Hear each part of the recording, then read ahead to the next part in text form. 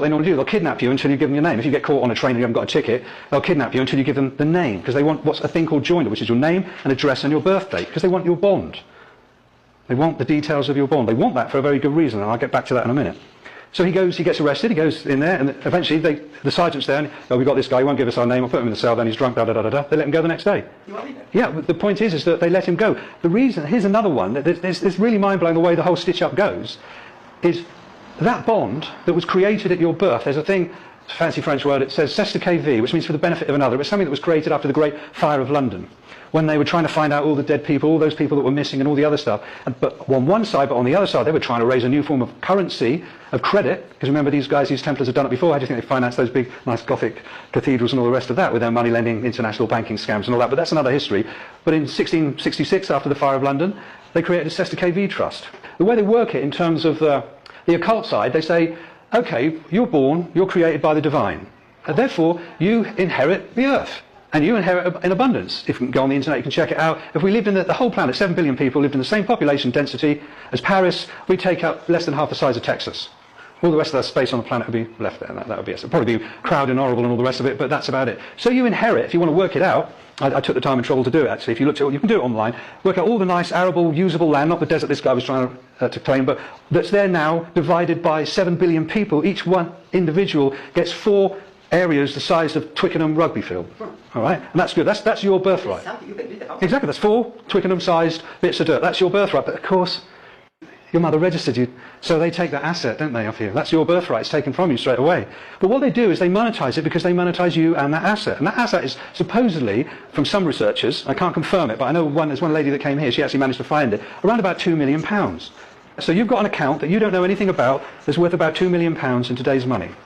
And what happens is this. When your electricity bill comes through, there's like this little check thing at the bottom, isn't there? It looks like an old-fashioned check, and it's got like 3 banks on it. Santander, National Westminster, or something like that. And it says take it to a post office, fill it out and stamp it and all the other stuff. Okay, here's a little secret for those who aren't hoodwinked. Every debt that you incur with a corporation is zeroed, or settled, because remember, it's not real money, it's credit, in 90 days. So any registered company that have got joinder, your name and address and your birthday, can apply to the Crown and settle that debt. And what they do, and this is what's financing the corporate takeover of the planet, is they get their bills paid for twice. They get it paid by the corporation, because corporations can print their own promissory notes, or bills of exchange and negotiable instruments. But what they do is they get it from the second way of funding, which is the money they put into circulation, which is your sweat equity. So they get paid from your bond account, which you don't know anything about, and they get paid by the money that you've had to go and work for, and you pay that bill off, so they get paid twice. And corporations, that's what they do. And the guys that are high up in the financial aspects of those corporations know this stuff. I've dealt with them. You know, and you can play this stuff. You can say to the council tax or whatever it is, that's already been paid. It's 90 days, it's outstanding, it's been done. Prove to me that it wasn't. It hasn't been paid for. And they can't. Because what they're doing is they're technically committing a fraud. Because they're asking, it's a fraudulent, isn't it? If I say, this costs that much, and you've already paid for it, and I try to get you to pay for it twice, it's fraud, isn't it? For the normal people. Double bubble, isn't it? It's called double dipping. Okay, but this is all part of the system that we're living in. You've got all this stuff, all those rights, all that economic power. The corporations are playing a game when I was a kid. It used to be called piggy in the middle. Corporations one side, and they've got this account, and they throw it over you, because you're down here like that, and the other one catches it. Thanks for the money, I've got that. And you don't even know you've got that account. The occult aspect of it, again, is like when you have to go to court, you're actually being invited to a dark ritual, which is why you're summoned. You're summoned to appear. Like you're some sort of ghost or a spirit, because that's what they think you are. Because that trust that's worth money, they don't tell you about it, but you could have reclaimed that within 7 years. But after 7 years, the law of salvage comes along, and the government say, okay, well, that's a wreck, well, we'll have that. So they salvage that, and they use that.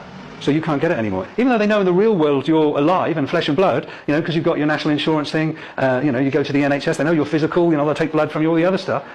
This occult system doesn't see it. They're off their dial, these guys. Unless we begin to see that this is what's really going on, instead of just going, oh, no, this is just preposterous, absolutely preposterous. How can this possibly be the case? Unless we kind of just, you know, open up our horizons a little bit, honesty, open-mindedness and willingness, and go, okay, well, I'll entertain this for a while, I'll do a bit of research and see if there's anything, this crazy guy was talking about. Do it yourself, check it all out. You're summoned to appear in a court. Why are you summoned? Because as far as they're concerned, you didn't collect that account within 7 years. So there, you're presumed dead. So if there's any liability, then they have to summon you, because that's what you are, you're a spirit. I know it sounds absolutely barking, raving mad, doesn't it? But this is the way they do it. Because the way these guys work is, and they've had many, many years to do this, they know if they can control your mind, then your body will follow.